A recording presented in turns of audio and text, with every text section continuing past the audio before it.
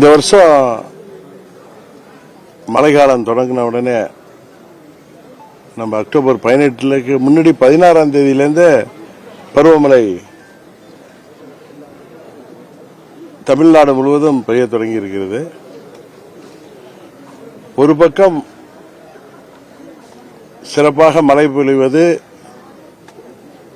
விவசாயத்திற்கும் நீர் வளர்ச்சிக்கும் குடிநீருக்கும்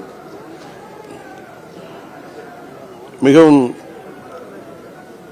சிறந்தது என்றாலும் டெல்டா பகுதியில் பிற மாவட்டங்களில் இந்த ஆண்டு சிறப்பான விளைச்சல் இருந்தும் தீபாவளி நேரத்தில்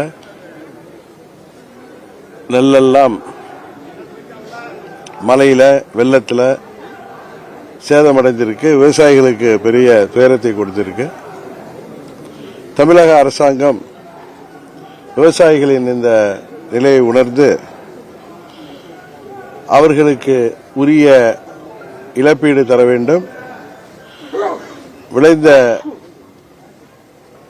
நெல்லை அரசாங்கம் கொள்முதல் செய்து விவசாயிகளுக்கு உதவிட வேண்டும் என்பதுதான் எல்லோருடைய எதிர்பார்ப்பு.